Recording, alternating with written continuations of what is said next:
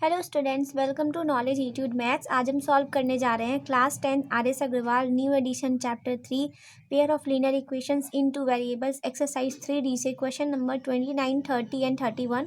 Question 29 में कह रहा है find the value of k for which each of the following systems of linear equations has no solution.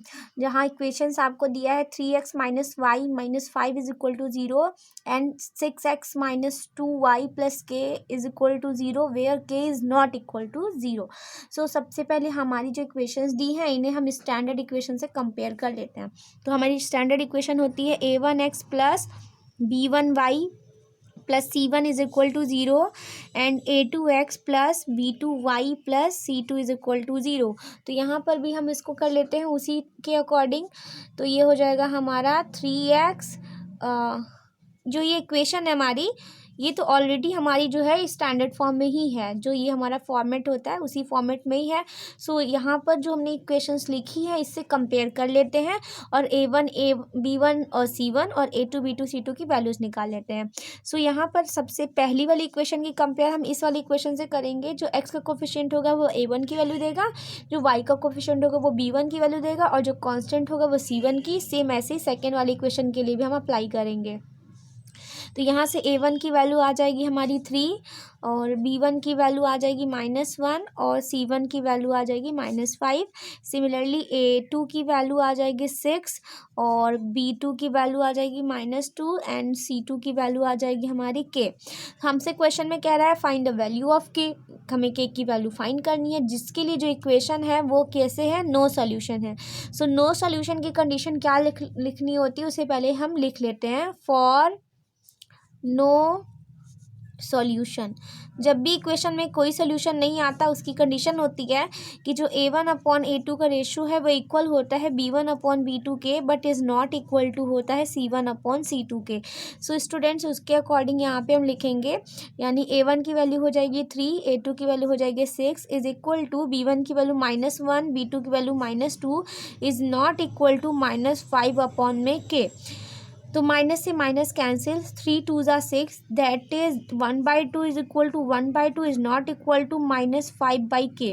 आप देख सकते हैं कि जो हमारी कंडीशन होती है वही कंडीशन ये वाली इक्वेशन फॉलो तो कर रही है, लेकिन हमको k की वैल्यू फाइंड करनी है। सो k की वैल्यू हम कैसे फाइंड कर सकते हैं, यहाँ तो इस वाले टर्म्स में तो k नहीं है, k हमारा सिर्फ केवल इतने टर्म्स में है, तो हम इसको ले लेते हैं।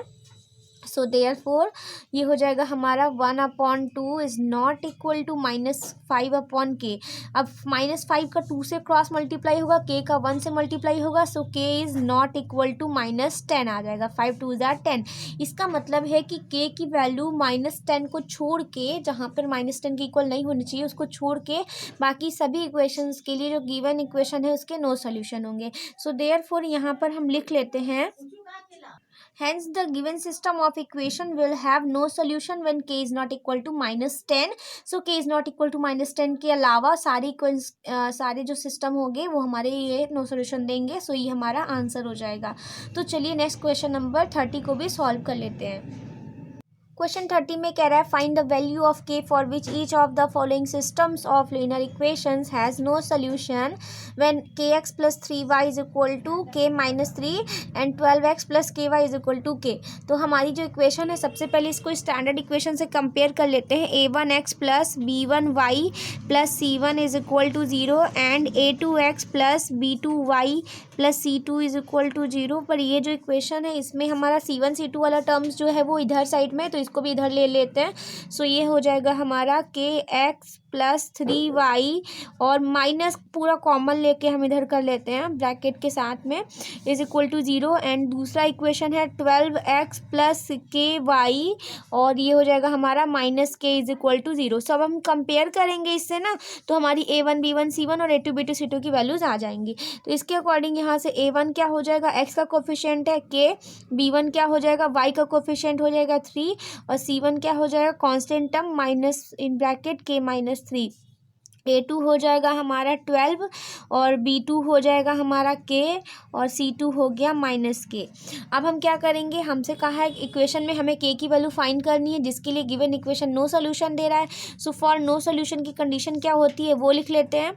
फॉर नो सॉल्यूशन तो नो सोल्यूशन की कंडीशन हमारी जो होती है A1/A2 इज इक्वल टू होता है B1/B2 but is not equal to C1/C2 होता है।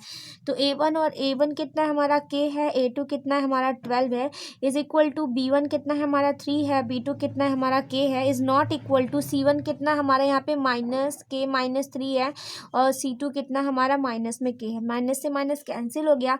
अब हमारे दोनों टर्म्स में K की वैल्यू आ रही है, तो अब हम क्या करेंगे, K की वैल्यू 1 बाई 1 दोनों को इसे सॉल्व करके इक्वेशंस को फिर हम निकालेंगे। पहले हम इस वाले टर्म्स को ले लेते हैं।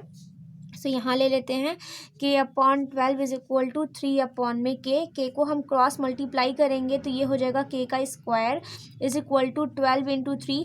12 का फैक्टर करेंगे तो 3 इंटू 2 इंटू 2 इंटू 3 आ रहा है। सो ये हो जाएगा K is equal to √3 into 3 into 2 into 2। तो दो का पेयर निकाल लेंगे बाहर। सो K हो जाएगा हमारा +-6। तो हमारे K की दो वैल्यूज़ आ रही हैं। एक तो आ रहा है K इज इक्वल टू 6 और -6, दो वैल्यूज़ आ रही है हमारे K की। तो हम यहाँ पर दूसरे वाले टर्म्स में देखते हैं इसमें K की क्या वैल्यू आ रही है। यहाँ पे हो जाएगा हमारा 3/K। ये जो दूसरा वाला पार्ट है वो हमारा ये डिसाइड करेगा कि K की हमें कौन सी वैल्यू लेनी है। बाकी हमने यहाँ से ये तो निकाल लिया कि K की वैल्यू 2 आ रही है, लेकिन इसमें ये पता चलेगा कि K की ऐसी कौन सी वैल्यू ये नहीं इक्वल होगी उस टर्म्स के। तो चलिए उसके लिए हम ये वाला सेकेंड पार्ट सॉल्व करेंगे। ये हो जाएगा हमारा K-3/K। सो K से K कैंसिल हो गया तो 3 is not equal to K-3। अब इस -3 को उधर ट्रांसफ़र करेंगे तो ये +3 हो जाएगा, is not equal to K। So K is not equal to 6, यानी K की वैल्यू 6 नहीं लेनी है। तो K की कौन सी वैल्यू लेनी है, हमें -6 लेनी है। इसका मतलब K की वैल्यू -6 रखने पर जो गिवन इक्वेशन है वो नो सोल्यूशन दे रहा है। तो यहाँ लिख लेते हैं hence the given system of equation will have no solution when K is equal to -6। तो K की वैल्यू -6 रखेंगे जब भी आप यहाँ पे, तो इक्वेशन जो होगी वो नो सॉल्यूशन को शो करेगा। आप चेक करके भी देख सकते हैं, जहाँ जहाँ K की वैल्यूज़ दी है वो ये वाले जो हमारा कंडीशन होता है इसको फॉलो करेगा। सो ये हो जाएगा हमारा क्वेश्चन नंबर 30। तो क्वेश्चन 31 को भी सॉल्व कर लेते हैं, जो कि इस एक्सरसाइज 3D का लास्ट क्वेश्चन रहेगा RS अग्रवाल न्यू एडिशन से। फिर इसके बाद हम नेक्स्ट एक्सरसाइज 3E को भी सॉल्व कर लेंगे। पहले हम यहाँ पे क्वेश्चन 31 सॉल्व कर लेते हैं। क्वेश्चन 31 में कह रहा है find the value of K for which each of the following systems of linear equations has a non zero solution. और इक्वेशंस दिए है 5x - 3y is equal to 0 and 2x + ky is equal to 0। जब भी equation में हमसे find करने को कहा जाएगा नॉन ज़ीरो सोल्यूशन के लिए, तो जो नॉन ज़ीरो सोल्यूशन है इसका मतलब जो इक्वेशन होगी उसके कुछ ना कुछ सोल्यूशन होंगे। सोल्यूशन होने के लिए हमारी दो कंडीशन होती है, एक तो हमारा या तो यूनिक सोल्यूशन होगा या हो सकता है इनफाइनाइट मेनी सॉल्यूशन होगा। सो यहाँ पर हम पहले देखते हैं जो इक्वेशन है वो कैसी है। जो इक्वेशन है नॉर्मली जो हमारी स्टैंडर्ड इक्वेशन होती है A1x + B1y + C1 is equal to 0 होता है और A2x + B2y + C2 is equal to 0 होता है। बट जो गिवन इक्वेशन है उसमें C1 और C2 वाला टर्म्स ही नहीं है। यहाँ पर तो सिर्फ केवल हमारा A1 B1 और A2 B2 वाला ही टर्म्स है। तो उस अकॉर्डिंग यहाँ C1 C2 का टर्म्स तो 0 है। तो यहाँ अगर हम लिखेंगे तो A1 इज इक्वल टू हो गया 5 और A2 इज इक्वल टू हो गया 2 and B1 is equal to हो गया -3 और B2 इज इक्वल टू हो जाएगा K।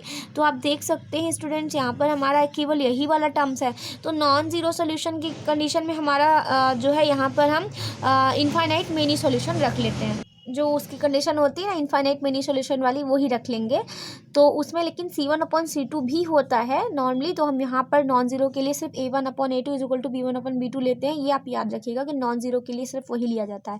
सो यहाँ लिख लेते हैं फॉर नॉन ज़ीरो सोल्यूशन। तो नॉन ज़ीरो सोल्यूशन के लिए होता है कंडीशन हमारा A1/A2 is equal to B1/B2।